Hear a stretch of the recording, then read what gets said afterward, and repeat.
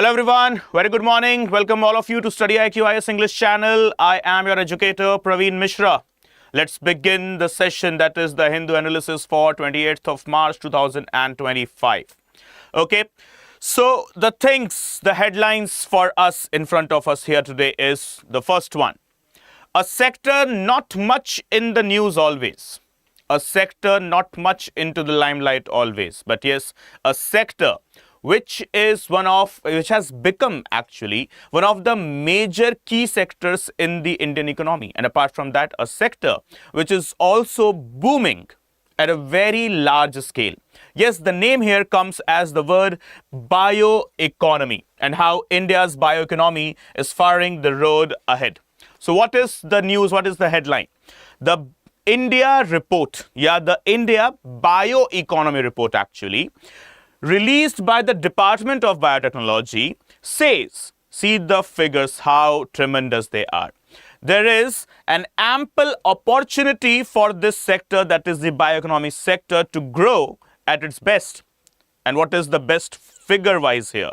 So it is about 300 billion by 2030, and it could also reach 1 trillion. And it's not rupees, dollars by 2047. So the India bioeconomy report, it's a matter of proud for all of us, right?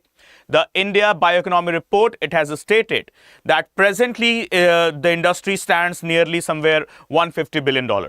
But in the next 5 years only, that is by 2030 itself, the report has stated that this industry could reach to the data of $300 billion, and in next 2.5 decades more, let's say 3 decades exactly more, right?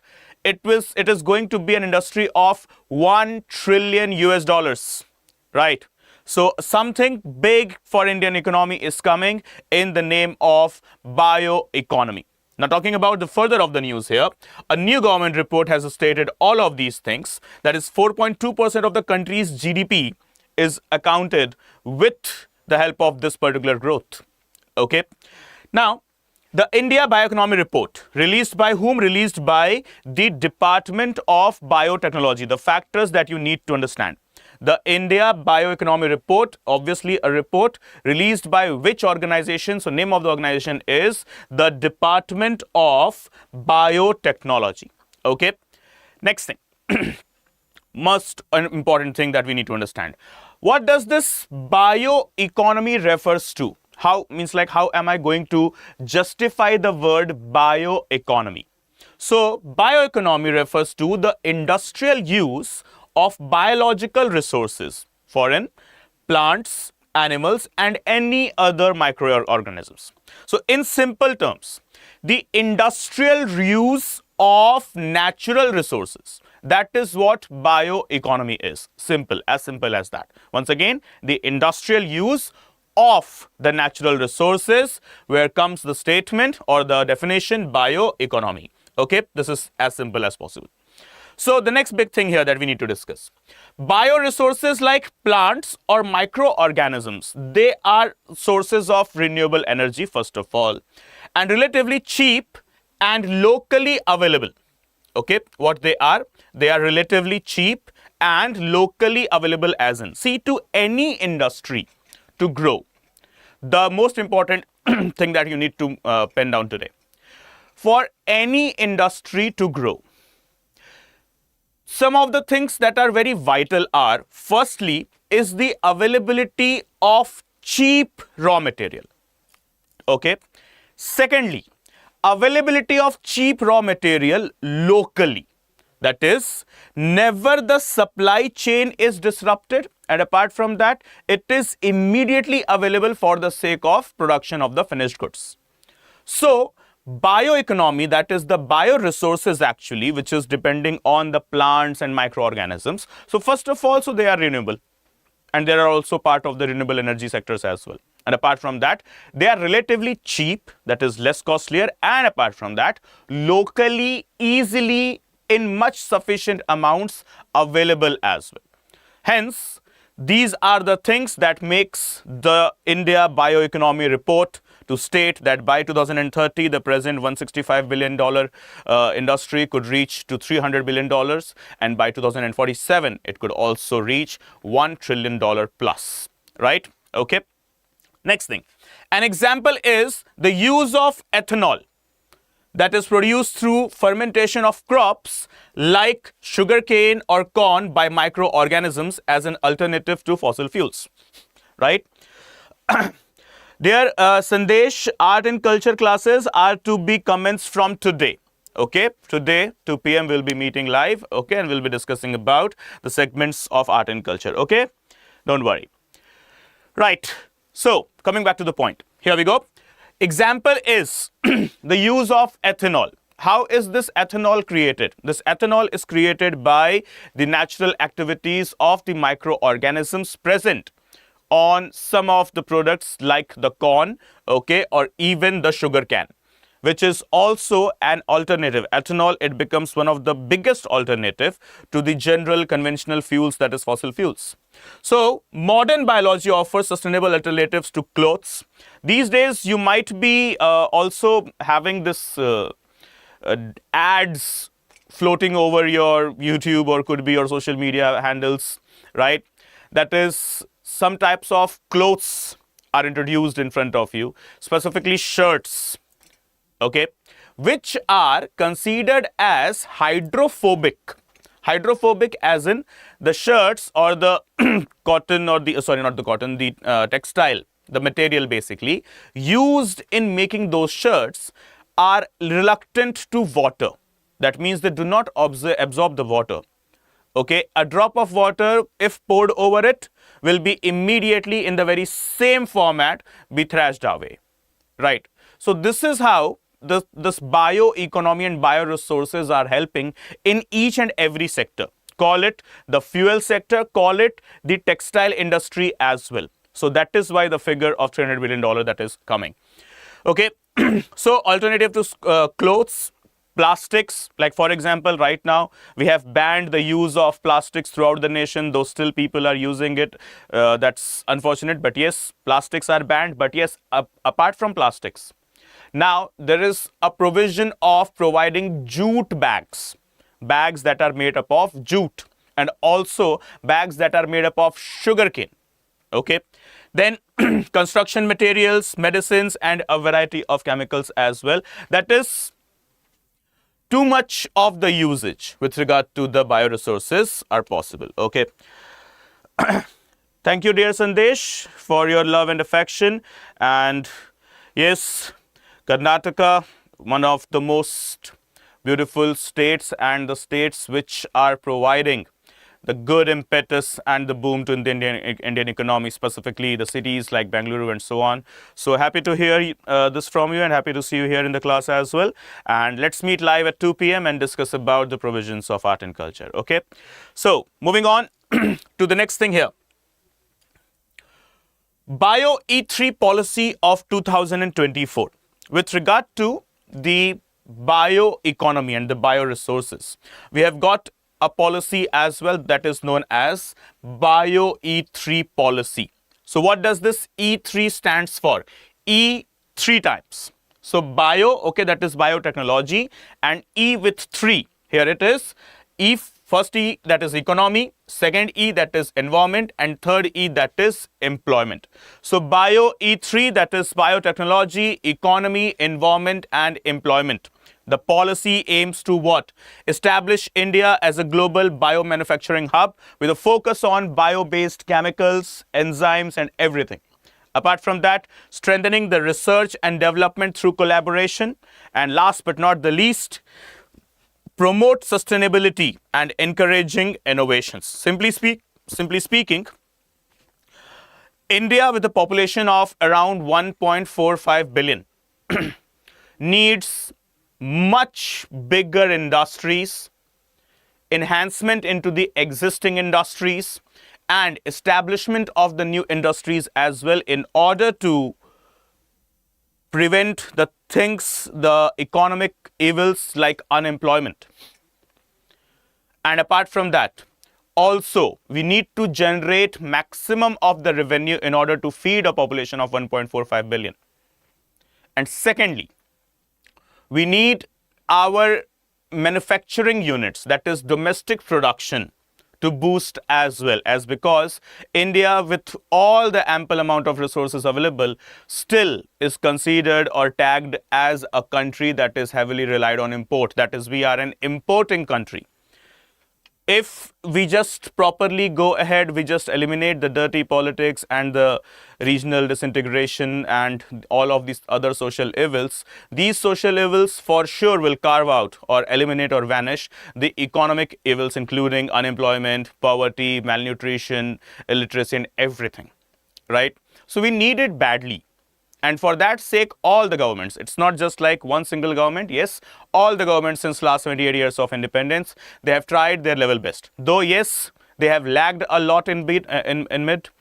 Yes, there were concerns, there were loopholes. I'm not saying that all of them, they were perfect. Nothing is perfect here.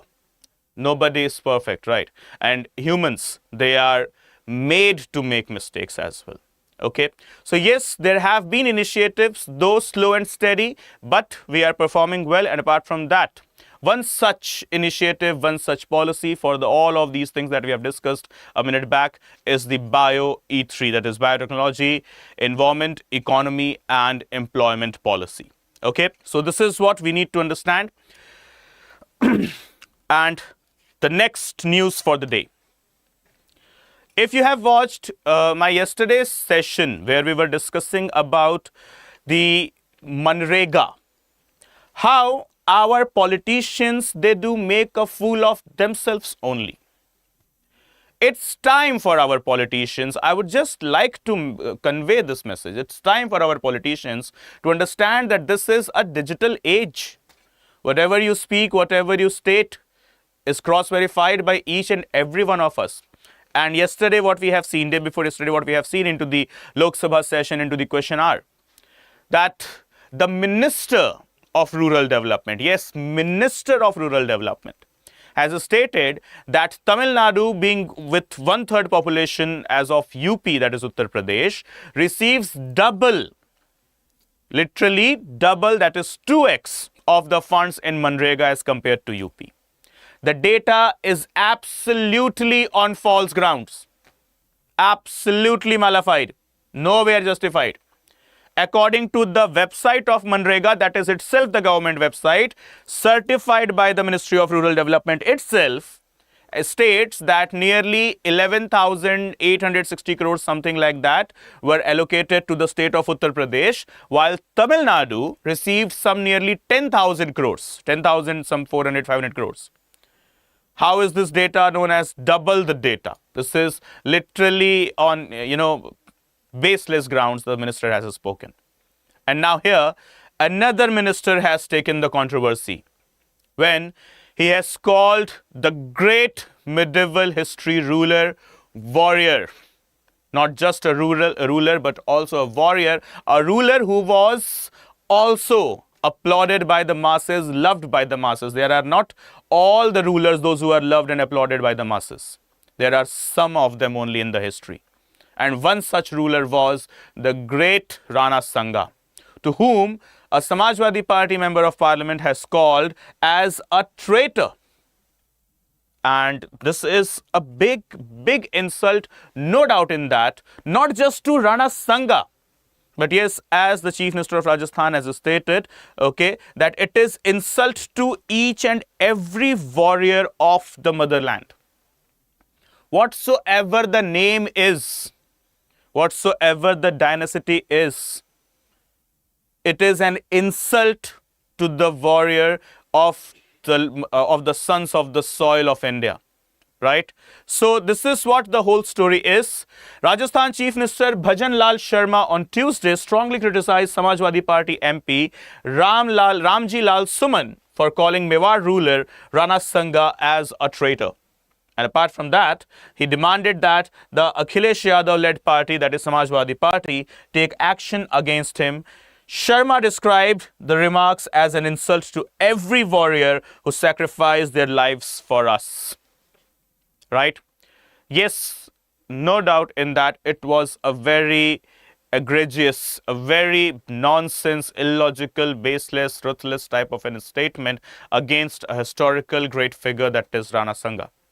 So what Bhajan Lal has tried to do could be it's a type of a political stunt, so we don't have to care about that. But yes, we have to care about Rana Sanga, his dignity, his valor that has saved the state of Rajasthan, the Rajputana actually, from many, many invasions, right? So talking about Rana Sanga's legacy, he was born in 1482 in Mewar to Raja Raimal, that is Rana Raimal of Mewar itself. Ascended the throne in Mewar in 1508 after a succession of struggle. And the biggest thing, Rana Sanga, also known as Maharana Sangram Singh. He was the ruler of Mewar and the dynasty was the Sisodia dynasty. So guys, the factors that we need to mark out, Rana Sanga belonged to which dynasty? Sisodia dynasty. Actual name being Rana Sangram Singh. And when he was born in 1482. Who was the father? Father was great Rana Raimal of Mewar. And apart from that, he ascended the throne in which year? In the year 1508. The further of the things here, we got Battle of Khatoli with regard to Rana Sanga. Okay, Battle of Khatoli 1518, where he defeated Ibrahim Lodhi, capturing key territories in Rajasthan and Madhya Pradesh. So the first great battle, not first battle, but yes, one of the greatest battles here what we have got. So that is why the tag first great battle, that is Battle of Khatoli. Fought between whom? Fought between Rana Sanga and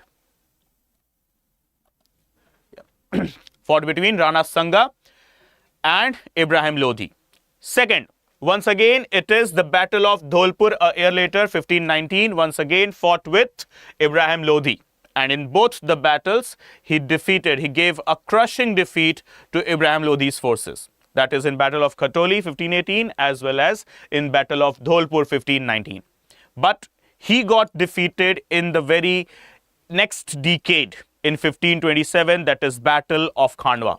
One of the most famous battle of his career, Rana Sanga's career or Rana Sangram Singh's career. But yes, one of the most famous battle as well as for the Indian subcontinent or for the historians, or what we can call it as for the history of the medieval Indian empires as well. So the most famous battle named as Battle of Khandwa fought against Babur. Babur, just one thing, he established himself a year earlier, that is in 1526 in India. In 1526, when Babur defeated Ibrahim Lodhi, he captured the throne of Delhi and he established the Mughal Empire in India. The Mughal dynasty was already started when Rana Sanga had a battle with Babur in 1527, that is known as Battle of Khandwa. Okay, so Rana Sanga, he led a massive Rajput confederacy but was defeated due to Babur's use of advanced state-of-the-art or cutting-edge technology of the time. So Babur was having the gunpowder, the advanced artillery, as well as some superior tactics known as Tughlaqami, right? So Babur was no doubt having an advanced warfare technique as well as advanced weapons as compared to Rana Sanga, but it should be not stated that the battle was one-sided. Even Babur with advanced technology and warfare tactics, Rana Sanga was providing some good befitting replies. But unfortunately, yes, he lost the battle. So Babur was now free after the Battle of Khandwa and the next year, Battle of Chausa. Babur was now absolutely free to expand his sultanate. And what the Babur did, it provided a greater platform for the rest of the Mughal rulers. Okay. So the defeat marked the beginning of the Mughal dominance in India. That is what Rana Sanga. And here is an MP inside that too in the Rajya Sabha, that is upper house of the Indian Parliament, calling him as a traitor. I don't think so. He would be having any legal grounds or any legit or logical grounds to prove this as how Rana Sanga was a traitor and how this thing even you could speak, and that too inside the assembly, that too Rajya Sabha. Okay, so no worries, it's the politician's call. Let's not discuss politics. So the fact that we need to understand, how did Rana Sanga died? Rana Sanga, he didn't died into the battle zone there. It is famously stated by many historians of the globe, not just the Indian historians, call it the historians of Europe or America or any other continent. They have stated for us, that is Indians, that we never needed enemy. We were a very good enemy of ourselves, calling it the Maratha Empire, calling it the Sikh Empire, the Rajputana, or even the Mughal empires. All of these empires, they had a crushing defeat. Not because of their advanced and a very strong and belligerent enemy, no.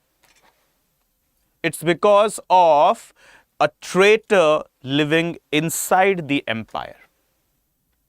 From Chhatrapati Sambhaji Maharaj to Balaji Vishwanath, to Balaji Bajirao II, to everyone.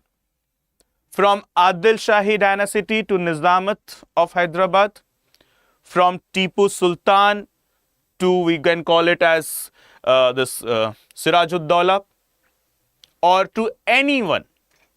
When we read history, we get to see that the battle was lost, the empire was lost, not because just only one reason, that is a very strong opponent.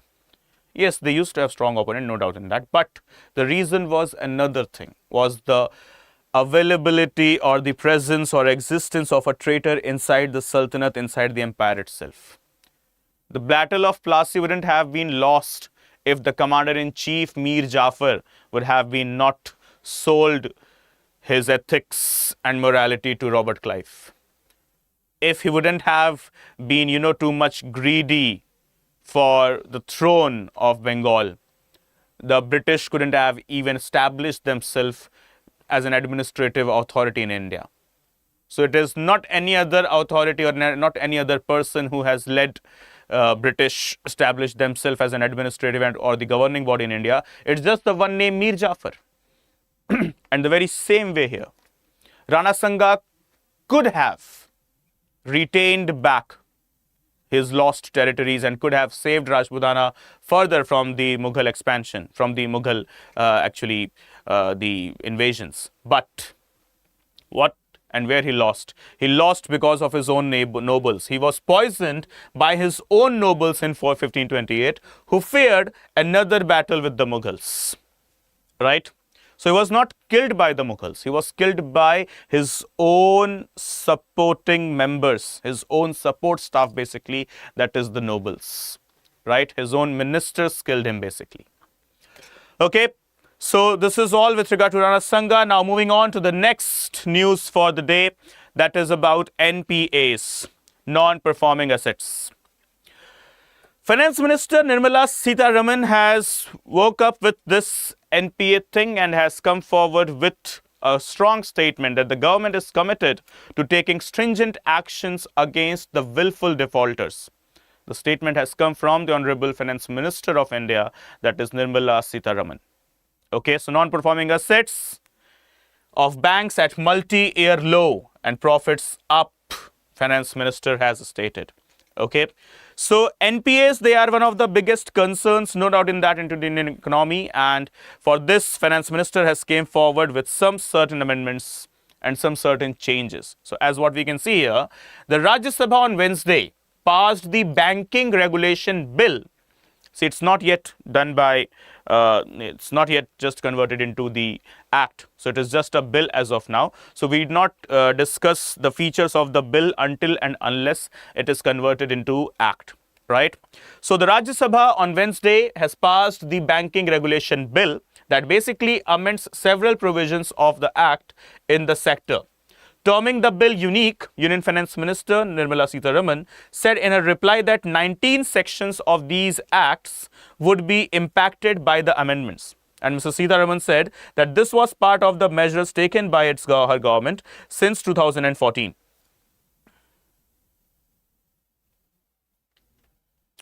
Okay, since 2014 to address the crisis in the country's banking sector.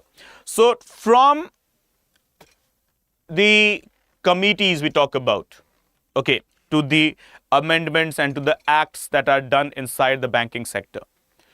From each and every parameter, wherever we see, okay, from Narsimhan Committee 1 to Narsimhan Committee 2 to FCRAs to FRBM to Coffee POSA and the Banking Regulations Act or whatsoever, what we have witnessed that a sector that has performed all the financial years on a very exceptional note, which has never seen a downfall, or if it has seen even a downfall, the downfall was not even correctly to state as downfall, because it was comparatively less than the previous year. So it was not even a time where we should have stated that yes, the banking sector is deperforming or it's being degraded. No. Since the start of the nation, independent nation, since the beginning, the banking sectors, they have seen year by year, simply speaking, year by year. That is, on a profitable note, the financial year has ended. That is also something to be accredited to the then government of Indira Gandhi when she came forward with the nationalization of the banks. So, couple of banks or many of the banks actually, they were nationalized, which provided the government's direct intervention along with the RBI to enhance the caps, to enhance the liquidity, enhance the credibility of the banks in India. So the banking sector reforms, they are much applauded and always they have seen a very positive note, no doubt in that. And one such thing is now in front of us, that is the Banking Regulation Bill. Some 19 provisions of the Act will be changed. Now talking about the word NPA. Okay, what is this NPA? So NPA refers to loans and advances that ceases to generate income for banks because the borrower fails to repay the principal or interest for a specified period. So what is an NPA? NPA, that is non-performing assets. Okay, it is what? It is simply sort of a loan which has now become loan for the banks itself. How the things happens? Let's just discuss. Liability for you is something asset for me as a bank. The loan that I am providing to you is liability to you, but it is asset to me. Because of that loan, I will generate some extra amount of revenue in the name of interest, right?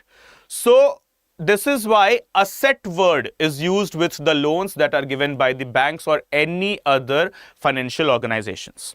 Okay, so non-performing assets, assets that have now failed to return the profit to the lender, right? That is simply the banks here.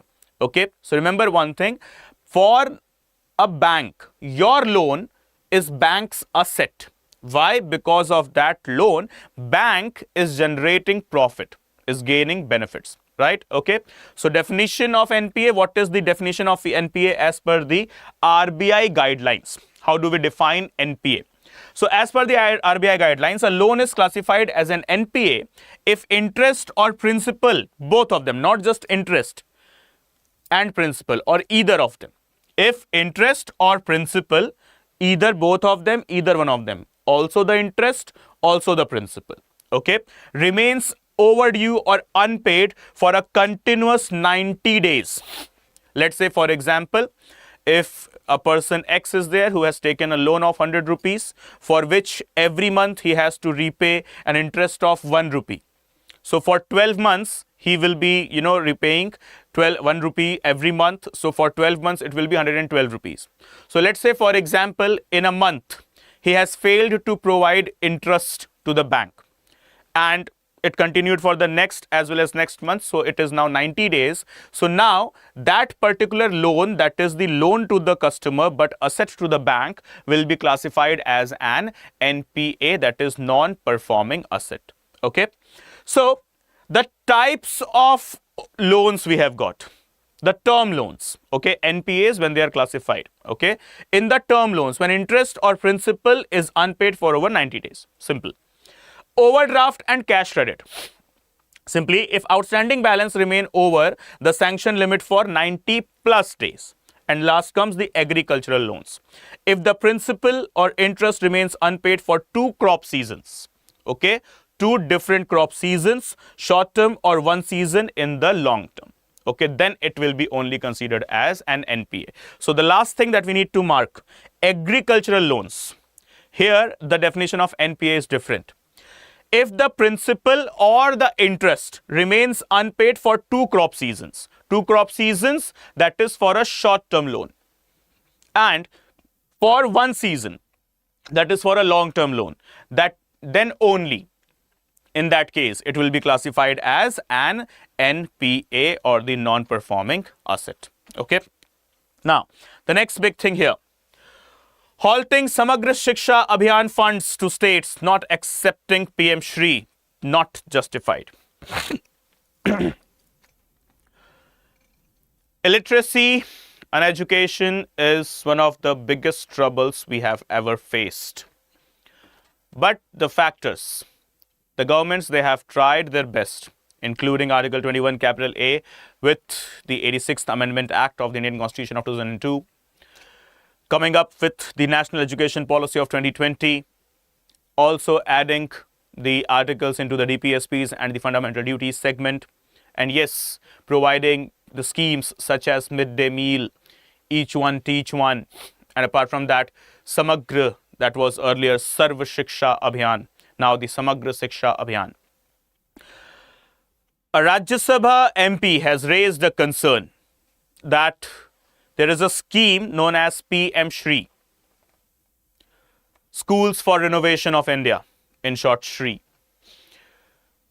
When the schools or the states, they do fail to implement the PM Shri scheme's provisions, the central government has just denied providing them the funds for the sake of enhancement of the Samagra Shiksha Abhiyan. And do you think it is justified? If I am a state and I have failed to implement PM Shri scheme due to some reasons, justified or not justified whatsoever, then in that case, halting the funds for the scheme that is based for the educational development of the children only, then is it anywhere justified? Even if the states have failed to implement the schemes on no grounds, on literally invalid or illogical grounds, then also it doesn't stand ethical. So for that, Samagra Shiksha Abhiyan funds, okay, so the parliamentary panel blocking the Samagra Shiksha Abhiyan funds of the states that have not accepted the PM Shri schools scheme is not justiciable. A parliamentary panel said this, okay, and recommended the centre to release the grants due for the states like Kerala, Tamil Nadu and West Bengal. This is badly needed, no doubt in that. And yes, this is not a perfect action with what we can say. This is not a good action. You could not stop funds whether the states have denied on valid or invalid grounds. So talking the next thing here, the committee observations come amid an ongoing war of words between the centre and Tamil Nadu government over halting of more than 2,100 crores for the state after it refused to implement the national education policy, objecting to the 3-language formula. See, for 3-language formula, it's a big matter of discussion and debate that we shall be discussing in a podcast. So guys, I'm giving you a very important information as well, that very soon on the very same channel, that is the StudyIQ IAS English channel, we'll be having a detailed podcast over the 3-language crisis. Okay. So stay tuned, you will be informed soon. Now coming back to the point. So there is a tussle going on between the central government and the state government of Tamil Nadu with regard to the national education policy that figures about the implementation of the 3-language policy or the 3-language formula. So the tussle is going on, and because of which the Tamil Nadu government has also failed, or let's say has not tried much to implement the PM Shri's policy as well, and for which the government has halted the allocation of rupees 2,100 crore rupees of the fund for the sake of Samagra Shiksha Abhiyan. And I must say, this is not an ethical action, right? So now talking about Samagra Shiksha Abhiyan is a centrally sponsored umbrella scheme aimed at integrated school education from preschool to class 12, okay? Launched by merging 3 schemes, that is Sarva Shiksha Abhiyan, Rashtriya Madhyamik Shiksha Abhiyan, and the teacher education by the Ministry of Education, the central government. Okay. So Samagra Shiksha Abhiyan 2018. It was launched by merging three different schemes. They are Sarv Shiksha Abhiyan, Rashtriya Madhyamik Shiksha Abhiyan, and Teacher Education Abhiyan. Okay, so the three schemes, they were merged all together in one and to be named as upgraded one as the Samagra Shiksha Abhiyan, which is the nodal agency for it. It is the Ministry of Education working under the Government of India. Now talking about PM Shri, that is Shri full form stands here as Schools for Rising India, not Renovation of India, sorry. Okay, it is PM Shri, that is Schools for Rising India. Okay, once again, a centrally sponsored scheme. Okay, so guys, there are two types of schemes. Always make this thing clear. There are two types of schemes. First one is the central sector scheme. Second one is the central sponsored scheme. Central sector scheme basically means all the funds for the implementation of the scheme will come directly from the center only. Directly from the center only, and no other body will be involved here. Okay. Whereas on the other side, we have got the centrally sponsored schemes. What are these centrally sponsored schemes? These are the schemes wherein some chunk of money comes from the center, whereas the other chunk comes from the states. That is, a correlation is existing between both of them. Okay, here for example, 60% of the schemes for general states comes from the center, whereas the 40% of the funds, they are to be managed by the states itself. But for some special category states, including the states of our northeast and the Himalayan states of the nation, okay, it is 90:10. That is 90% of the funds, they are allocated by the center itself, but the rest 10% of the funds, they are to be managed by the states. This is just for the northeastern states and the Himalayan states only. Okay. So, क्या 11 बजे तक class live. Okay, sorry for the inconvenience, guys. Okay, there was some interruption. So, central sector scheme and central sponsored scheme. Okay, central sector, that is each and every money comes from the center, whereas central sponsored, the some of the funds, some of the money comes from the center and the rest comes from the states. General states 60:40, Himalayan and northeastern states 90:10. Okay, so the PM Shri school is a centrally sponsored scheme, okay, by the Government of India, obviously, when it is centrally sponsored. So initiative is intended to develop more than 14,500 schools managed by the central government, states or the UT governments or local bodies, including the KVs and NVs. Okay, so simply speaking, PM Shri School, that is Shri full form here, Schools for Rising India, focuses on the growth and development, enhancement and upgradation of the 14,500 plus of the schools inside the territory of India. Okay, providing a wider range of learning with good skills and experiences by the teachers, and apart from that, yes, providing a good learning environment, and apart from that, yes, a good physical infrastructure as well. So, enhancing the levels of school and education in it, for which the government has launched a scheme that is known as PM Shri. Okay. So, moving on to the next headline, the next news for the day. It's with regard to a very wonderful initiative taken by the BISEC and SCAG with regard to the sharing and the information availability of geospatial data.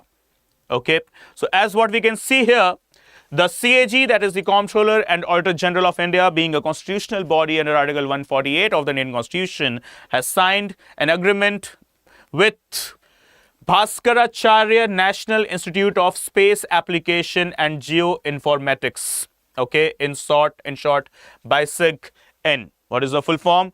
Bhaskaracharya National Institute of Space Application and Geoinformatics, okay, BISEC-N, to leverage advanced technologies in geographic information system as well as remote sensing.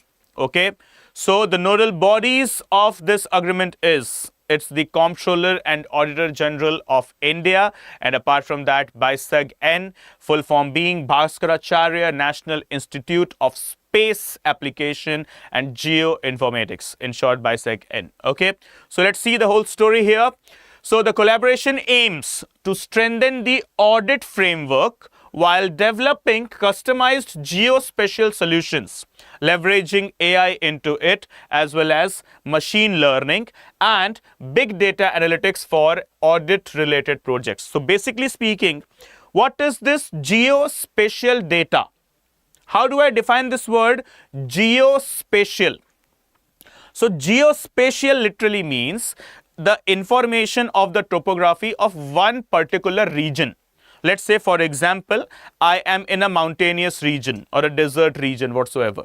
So providing the information of that one particular territory, all the facts, all the detailed information, okay, let's say what is the total area, what are the floras and fauna available, okay, what is the vegetation available, that is the scope of agriculture, the types of soil, the availability of water, type of soil first of all, and the type of river, the type of actually water body, okay, and if used, then what implications it will have over the environment, over the ecology or the nature simply, okay. So this is what is geospatial data in short.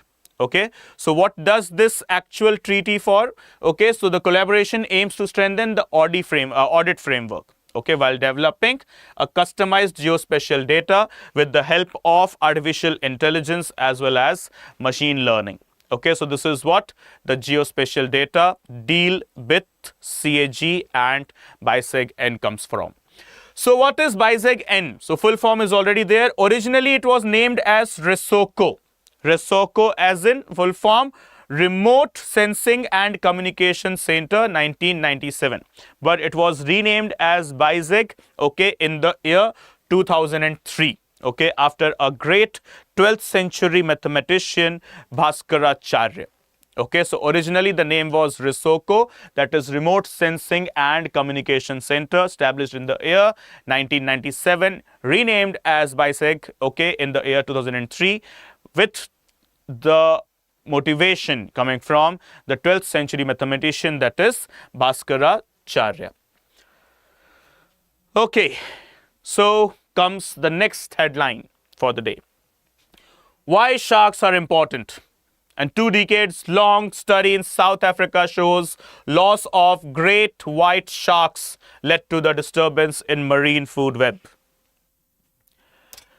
You are herbivorous, omnivorous, carnivorous. All of these 3 types of vorous, they are required in nature.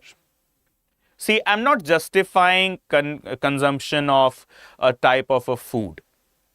I'm not trying to go into the galleries of the life standards or way of living, something like that. No. Just stating the word from the nature itself, coming with the term food web. The nature has created everything balanced. The nature has created carnivorous animals. So the nature has only created the herbivorous animals. So the nature has created the omnivorous animals as well. And one such animal is also human. Humans, those who are considered as omnivorous.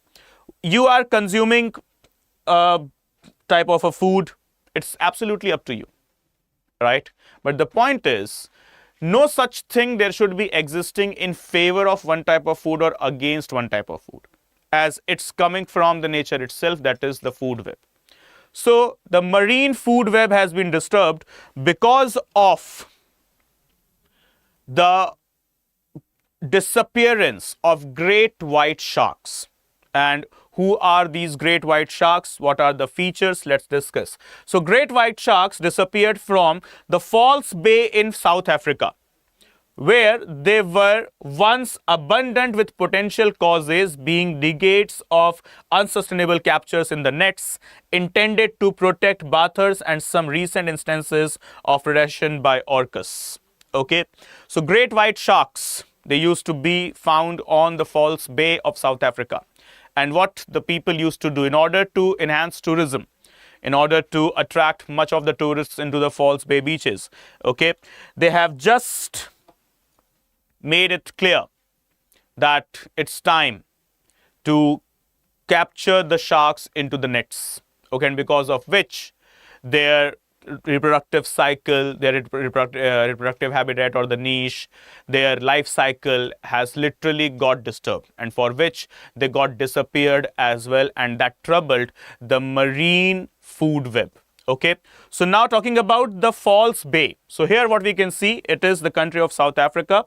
Here it is Indian Ocean, and here near the city of Cape Town, okay, we have got the False Bay with us as well.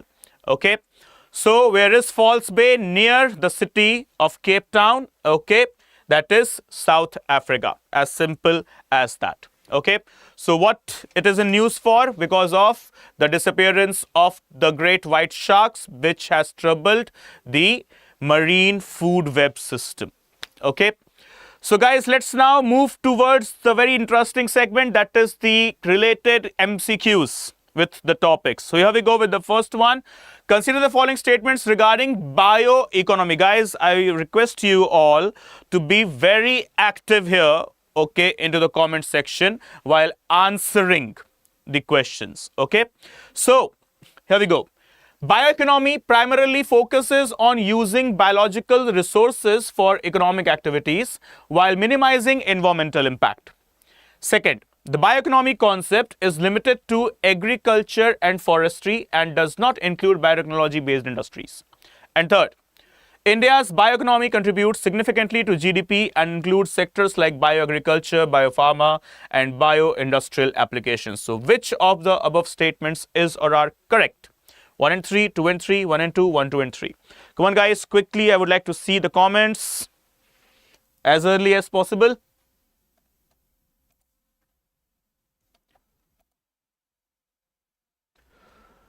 Quickly. Okay, so let's see the correct answer. So here we go. This is the correct answer. That is 1 and 3 only. This is what the correct answer is. That is, the second statement is not correct, as the bioeconomy is not just limited to agriculture and forestry. It includes biotechnology based industries like biofuels, biopharmaceuticals, as well as the biomaterials. Okay, so it is having a very broader reach, not a shorter or narrower one. Next question. With reference to Indian bioeconomy, consider the following statements. India has dedicated bioeconomy research or bioeconomy report published by the Biotechnology Industry Research Council, that is in short BIREC. The bioeconomy in India has grown significantly due to the advancement in the synthetic biology and biomanufacturing. India's bioeconomy strategy is independent of the National Biotechnology Development Strategy, that is NBDS. What is the correct answer here? 1 and 2, 2 and 3, 1 and 3, or all of the above, that is 1, 2 and 3. Come on guys, quickly, let's have it.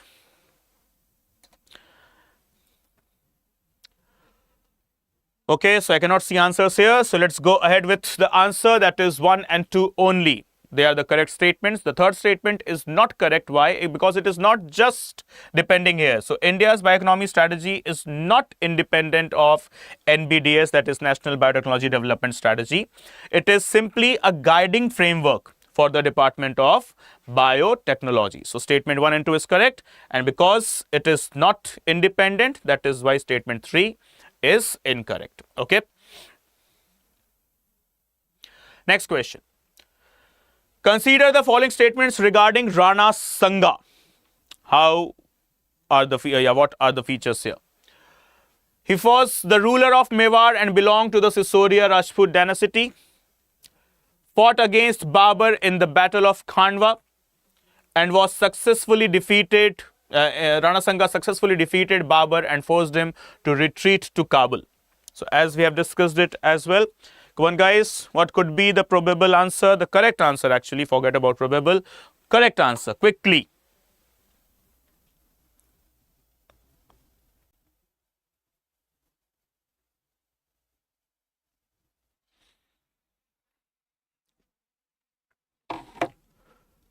Okay, so here we go. The statement 1 is absolutely correct. 2 is also correct, but the 3 is not correct, as Rana Sanga was defeated by Babur in the Battle of Khandwa.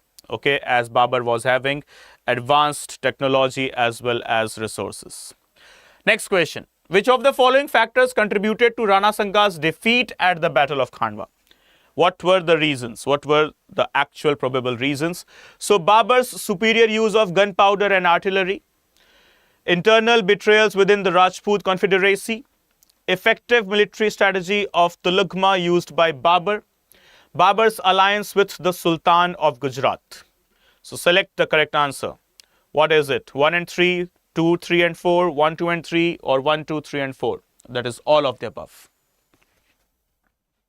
Tulugma is the word here, don't get confused, where Tulugma was referring or mentioning the use of cannons.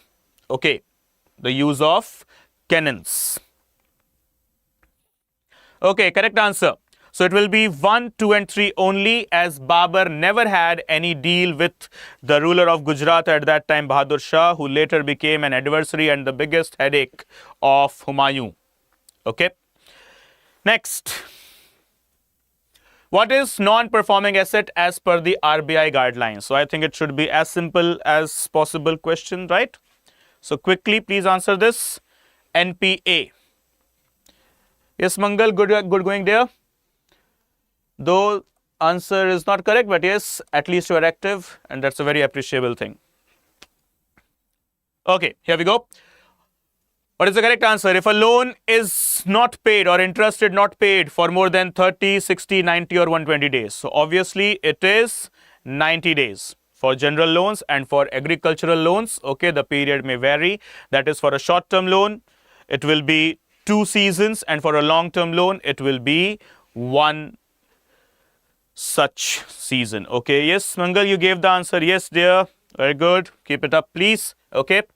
So, a loan for 90 days if it is unpaid, along with the principal as well as interest. Next, consider the following statements regarding asset reconstruction companies. How do I define ARCs? Asset reconstruction companies. Okay. ARCs buy NPAs from banks at discounted price and try to recover the loan amount. Second, ARCs are regulated by the Reserve Bank of India. And third, ARCs always recover 100% of the loan amount from borrowers. Which of the following or the above statements actually is or are correct? Okay, 1 and 2, 2 and 3, 1 and 3, 1, 2 and 3. With regard to ARCs, that is asset reconstruction companies. What do they do? Reconstruction companies, sorry, not restructuring, reconstruction. Okay, so what is the correct answer? 1 and 2, 2 and 3, 1, 2 and 3, or 1 and 3 only? So the correct answer is A, that is 1 and 2 only. So the option A, that is first statement, is correct. ARCs purchase NPAs from banks at a discount and then recover the amount by selling those assets. Second statement is also correct. Okay. ARCs are regulated by RBI under the securitization and reconstruction of the financial assets and enforcement of the security interest, that is the SARFAESI Act of 2002. And third statement is incorrect, as they do not always recover 100% of the loan amount. Many times partial recovery is made due to the asset depreciation. Okay, so this is what the ARCs are. Okay, everyone, so that's it from my side in this session. I hope everything is crystal clear.